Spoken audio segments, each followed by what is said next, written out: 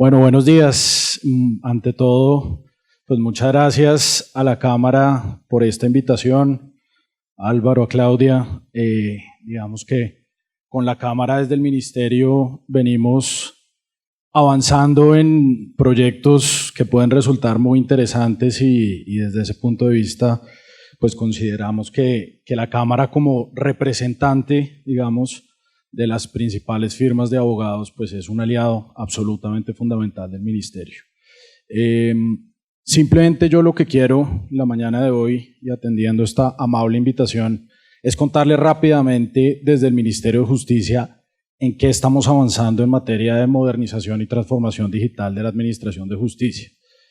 Y este trabajo principalmente se está haciendo en dos vías. La primera tiene que ver con la transformación tecnológica de la rama judicial, digamos de los juzgados del país, que probablemente la mayoría de ustedes es una historia que ya han oído varias veces.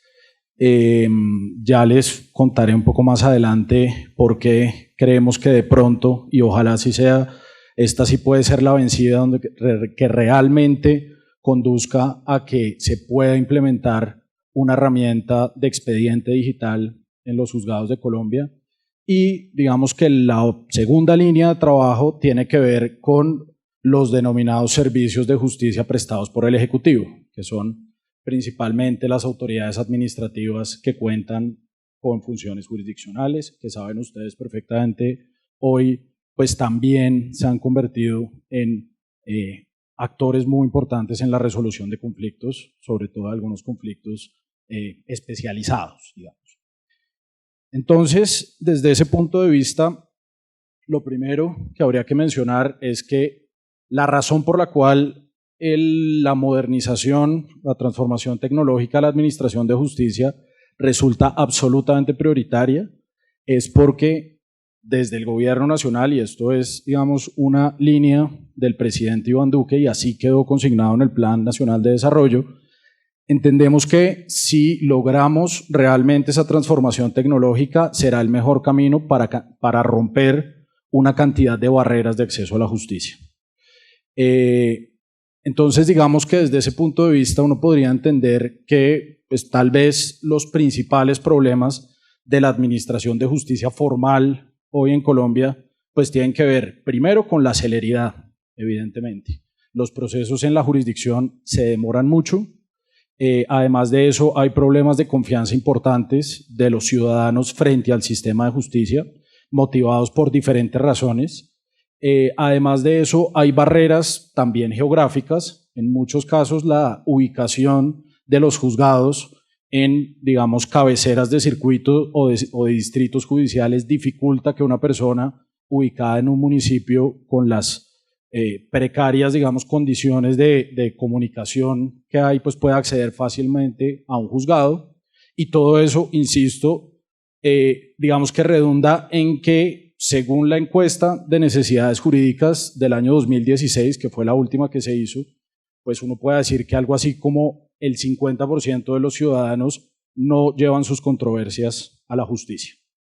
Y pues digamos ya cada uno podrá sacar conclusiones de ese 50% cómo se resuelve, pero o no se resuelve o se resuelve por vías que evidentemente no son las idóneas, ¿sí? Entonces por eso esto, como les decía, es realmente una meta transformacional para el gobierno de la República. De ahí que, como les decía, en el Plan Nacional de Desarrollo hayan quedado previsiones al respecto, pero además de eso, esto ha motivado que desde el primer día de gobierno el presidente se haya acercado a las altas cortes para lograr acuerdos que permitan avanzar en este sentido.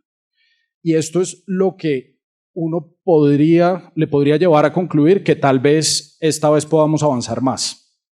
Porque en este momento hay un acuerdo que de hecho quedó consignado en un memorando de entendimiento que se firmó en noviembre del año pasado, donde, digamos, en la suscripción participaron las altas cortes, el Consejo Superior de la Judicatura, el Ministerio de las TIC y el Ministerio de Justicia. Y en ese memorando de entendimiento se establecieron unas fases para iniciar el trabajo de implementación del expediente digital. La primera fase, que ya se surtió, consistió en una denominada prueba de concepto. Eso básicamente consistió en unas reuniones técnicas, la mesa técnica conformada por equipos técnicos tanto del Ejecutivo como de la rama, trabajaron durante alrededor de 6 meses para identificar las principales características técnicas que debería tener una herramienta de expediente digital que tuviera la vocación de instalarse en todos los juzgados del país. Eso ya, digamos, produjo un primer insumo, que es precisamente de tipo conceptual, donde se establecen esas características técnicas. La segunda fase consistía en una prueba piloto para la cual se escogieron 5 acciones, que fueron 2 trámites de nulidad ante el Consejo de Estado, el trámite de selección de tutelas, que se adelanta en la Corte Constitucional, y el exequatur, que es un trámite propio de la Corte Suprema de Justicia. Y digamos que en ese momento, cuando se iba a iniciar la prueba piloto, que era la segunda fase del expediente, digamos que sucedió se dio una circunstancia que cambió un poco los tiempos, y es que, digamos, a partir de unos acercamientos del presidente de la República con el Banco Interamericano de Desarrollo, el banco manifestó su intención de iniciar un proyecto de expediente digital, que eso supone un apoyo técnico, pero además un apoyo en la consecución de los recursos. Entenderán ustedes que lo que cuesta esto pues no se puede financiar con los recursos de la rama judicial. Se requiere un esfuerzo de endeudamiento externo adicional.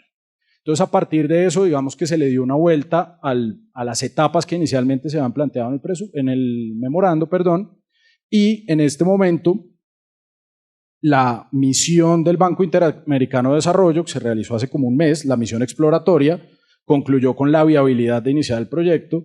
De hecho, esta semana está en Madrid el primer equipo técnico que está, digamos, revisando y validando lo que se ha hecho en España en materia de expediente digital, que es el referente que el BID propone para implementar en Colombia, porque, digamos, hay coincidencias desde el punto de vista técnico e incluso también de estructura de la administración de justicia, aunque España, pues, evidentemente tiene sus particularidades, pero el BID considera que ese es un modelo que se puede implementar en Colombia.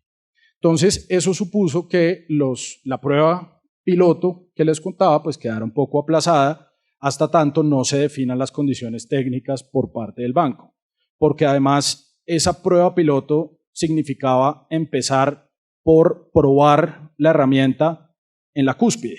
Estos 5 trámites que les acabo de escribir, pues todos están en las altas cortes. Y la lógica que plantea el proyecto del Banco Interamericano de Desarrollo es empezar por la base, es decir, procesos, digamos, más sencillos de especialidades civil, administrativo y demás, en los juzgados, digamos, de menor jerarquía. Entonces, eso puede, digamos, que sea necesario hacer unos ajustes al memorando de entendimiento, que de hecho es necesario ampliar su vigencia en este momento, y de ahí eso será el derrotero para ya saber cuál es el camino para efectos de la implementación del expediente digital. Esto, saben ustedes probablemente, incluso desde la expedición del Código General del Proceso, las normas necesarias para la implementación del expediente digital existen. De hecho, el Consejo Superior de la Judicatura está obligado a hacer un plan digital que precisamente tiene que establecer las características técnicas para esa implementación. Hay cantidad de normas que no vale la pena y no es el momento, digamos, de traerlas a colación, que establecen cómo debería ser el manejo de esas herramientas digitales en los procesos judiciales. Entonces, digamos, la base desde el punto de vista normativo ya está. ¿Qué es lo que falta? Realmente voluntad y obviamente recursos. Entonces, estamos trabajando en esa vía, esperamos que, digamos, con el concurso no solo del Consejo de la Judicatura, sino de las altas cortes, logremos avanzar, porque realmente es, digamos, una meta absolutamente fundamental, estamos en mora de hacerlo. Esto trae beneficios desde diferentes puntos de vista. Uno de esos en lo que tiene que ver, por ejemplo, con la seguridad de la información, por supuesto, también en condiciones de acceso para las personas, pero además de eso, y sé que es un tema que van a tratar en el panel, digamos, acá el esfuerzo se puede hacer y si somos optimistas, lograremos implementar un expediente digital algún día en Colombia. Pero eso supone además, digamos, un cambio actitudinal profundo de los jueces, de los abogados litigantes, implica un vuelco total en la formación de los abogados, porque de otra forma el sistema no va a funcionar. Si no se da esa gestión del cambio, no vamos a poder lograr que esto realmente se implemente. Y esto, de lo que nos contaban las personas que hicieron este mismo ejercicio en España, ha sido lo más complicado. Realmente los recursos, pues bueno, obviamente hubo que hacer un esfuerzo importante. La implementación en España costó alrededor de 600 millones de euros, tardó entre 10 y 12 años, pero se hizo. Ahora, lo que ha sido más complicado y más lento ha sido esa gestión del cambio. Eso, digamos, en lo que tiene que ver con el expediente judicial. Bueno, y simplemente un último comentario que me parece importante, y es que esto se trata realmente de una herramienta digital de expediente. Esto no se trata, digamos, de escanear documentos, que es lo que hay en algunas herramientas intermedias. De hecho, algunos juzgados lo tienen hoy. De hecho, por ejemplo, los juzgados de restitución de tierras tienen una herramienta que crearon artesanalmente, que funciona bien, pero es eso. Esto parte del supuesto de que el expediente nace y muere digital y se archiva de forma digital. Jamás en el camino se vuelve papel. Y fíjense ustedes cómo es paradójico que hoy, por ejemplo, la Superintendencia de Industria y Comercio tiene una herramienta, digamos, muy bien desarrollada para sus trámites en funciones jurisdiccionales, pero resulta que cuando llega a segunda instancia en los tribunales superiores, lo que tiene que hacer la superintendencia es imprimir todo para poder llevar un expediente al tribunal, porque si no, simplemente no se lo reciben. Entonces, digamos que tiene que ir en esa línea y además supone que estas dos cosas vayan de la mano. Lo que se hace en el Ejecutivo con lo que se hace en la rama, porque siempre, digamos que esa coexistencia se va a dar. Ahora, desde el punto de vista de la rama ejecutiva, saben ustedes que son, bueno, en este momento uno podría identificar 7 entidades con funciones jurisdiccionales, la mayor parte de ellas superintendencias, y eso supone pues que también haya que hacer un esfuerzo importante para dar unos parámetros estandarizados para la gestión de los expedientes digitales en estas entidades. Como les digo, acá hay avances muy importantes. La Superintendencia de Industria y Comercio tiene una herramienta muy buena, la Superintendencia de Sociedades incluso ya está en un piloto para aplicar inteligencia artificial, por ejemplo, para establecer los criterios formales de admisión de las demandas, y esas son herramientas que hay que preservar, porque obviamente han implicado una inversión importante de recursos y no tendría ningún sentido empezar de ceros con una herramienta estándar para todas las entidades. Entonces, en lo que se trabajó, esto con bajo el liderazgo de la Consejería para la Transformación Digital de la Presidencia, fue en una guía digamos, una guía de TI para los expedientes digitales en la rama ejecutiva. Básicamente lo que establece son unos parámetros a los que se deben ajustar esas entidades del Ejecutivo, para que cada una, desde sus propias herramientas, lo que tenga que hacer es más bien una revisión de cumplir esos parámetros. ¿Parámetros que van en qué línea? Principalmente seguridad de la información, digamos que es uno de los parámetros más importantes, pero también lo que las denominadas sedes u oficinas virtuales, y es precisamente cómo se da esa interacción con el usuario. Y de ahí surgen una cantidad de requisitos técnicos que ya cada una de las entidades tendrá que ver si está cumpliendo o tiene que hacer alguna gestión de mejora para llegar a esos estándares. Y eso también partiendo de un concepto importante que es el de ciudadanía digital que está adelantando el Ministerio de las TIC, y parte, pues digamos, de que la identificación de los ciudadanos tienda a digitalizarse también. Es decir, que pasemos de la cédula de ciudadanía como un documento físico, probablemente de identificación biométrica y otro tipo de herramientas, digamos, mucho más sencillas y más fiables, que pues obviamente sabrán ustedes, tanto para el expediente de la rama como lo que se hace en el Ejecutivo. Una de las, digamos, de los elementos fundamentales en materia de seguridad también es todo lo que tiene que ver con la identificación, firma digital y todos los temas, digamos, relacionados con esto. Entonces, bueno, esta guía ya fue expedida, pasó por todas las superintendencias, hicieron comentarios, de hecho también se la compartimos al Consejo Superior de la Judicatura, quien nos sugirió algunos ajustes y ya, digamos, está expedida y las diferentes entidades están en el proceso de revisión para su adaptación. Y esto parte además de una previsión que también quedó en el Plan Nacional de Desarrollo y es precisamente la obligación de articular los servicios de justicia del Ejecutivo. Digamos que esas 7 entidades que están, digamos, por ahí, en cada una en su tema, en su especialidad, la idea es crear un consejo que es una instancia de articulación, no implica desde ningún punto de vista una nueva entidad, sino es simplemente una instancia en la que con cada cierto tiempo esas 7 entidades con el Ministerio de Justicia se puedan sentar y ver cómo se logra aportar más para efectos de mejorar las condiciones de acceso a la justicia, digamos, de los ciudadanos, que es realmente el primer propósito del ministerio. Para eso, digamos, les pongo un ejemplo.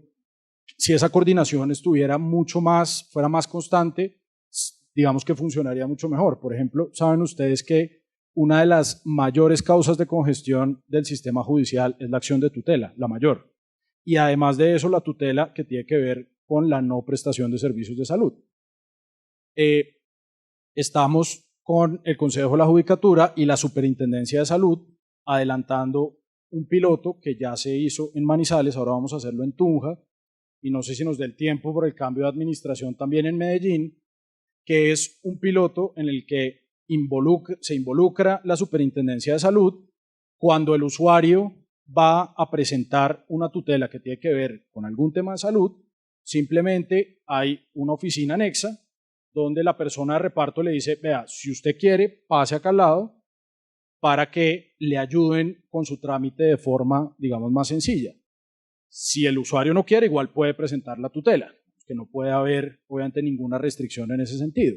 Pero lo que pasa en esa oficina es que hay una herramienta donde la persona que atiende, que normalmente es de la Secretaría de Salud del municipio o del departamento, llena unos datos y automáticamente eso le llega a la EPS que, digamos, se ha negado, por ejemplo, a entregar una cita. Y se le da a la EPS 48 horas para solucionar el tema. De manera que si se soluciona por esa vía, que es administrativa, pues simplemente la persona no tiene la necesidad de presentar la tutela. Si en 48 horas no se resuelve, la persona va a la oficina de reparto y presenta la tutela. Obviamente esto con la presencia permanente y la observancia de la Superintendencia de Salud, que es realmente la que le da un poco de presión adicional para la EPS. Y eso ha permitido, en 6 meses que lleva funcionando el piloto en Manizales, una disminución cercana al 35% en el número de tutelas. Entonces, vean que es simplemente un trabajo de articulación, de trabajar de forma conjunta para evitar, digamos, causas de congestión. Si nosotros seguimos pensando en conseguir recursos para la cantidad de jueces que tenemos con base en los procesos que hay hoy, nunca los vamos a conseguir. Es una realidad. Lo que hay que hacer es, desde otro punto de vista, hay que prevenir el litigio mucho más, y eso tiene que ver también con la formación de los abogados. En Colombia, los abogados, me parece a mí, esto es una opinión absolutamente personal, se siguen formando para el litigio, no necesariamente para el uso de mecanismos alternativos, que también funcionan muy bien. Y digamos que pasa por esa coordinación. Si logramos ser más efectivos en esto, podemos mejorar realmente las condiciones de acceso, para que las cosas que no tienen que llegar a la Administración de Justicia se resuelvan realmente en el ámbito que son, como en este caso que les pongo, que es un tema puramente administrativo. Entonces, pues bueno, espero no haberme excedido mucho en el tiempo, sé que estamos un poco apretados, pues espero poderles haber aclarado un poco el panorama en esta materia, y simplemente quisiera aprovechar para hacerles 2 invitaciones. La primera es que todos estos esfuerzos que estamos haciendo, tanto desde el Ejecutivo como la rama, pero no solo en expediente digital, en reformas normativas y demás, realmente para que funcionen, no solamente para que se vuelvan leyes de la República, sino para que después se puedan implementar. Yo creo que el camino realmente es poder tener una socialización mucho más amplia y una concertación cuando es posible. Entonces, esto es una invitación a que nos cuenten qué opinan. En este momento en el Ministerio tenemos más o menos 6 proyectos de ley en el Congreso de la República. Es fundamental oír ustedes que están en el día a día del ejercicio jurídico, nos cuenten qué opinan, qué se puede mejorar, qué falta, qué sobra. Eso para nosotros es fundamental. Afortunadamente con la Cámara pues tenemos una relación de comunicación muy fluida. Cualquier cosa que ustedes tengan y nos quieran hacer llegar por ahí, ideas de cosas nuevas, nosotros estamos en el Ministerio para eso. Nadie mejor que ustedes, digamos, para darnos opiniones al respecto. Y segundo, es que el 3, 4 y 5 de diciembre vamos a hacer un foro en Bogotá, digamos que denominamos son jornadas de acceso a la justicia. Vamos a tratar 20 y pico temas diferentes. Uno de esos es la transformación digital de la rama, pero además de eso pues vamos a hablar de arbitraje, las reformas procesales, una cantidad de cosas. Entonces la invitación es pues primero a que nos acompañen, por supuesto, y segundo a que también nos ayuden a difundir la invitación para que ojalá podamos tener la mayor cantidad de gente, de la comunidad jurídica esos días. Bueno, muchas gracias por la invitación nuevamente y muy complacido de estar acá. Gracias.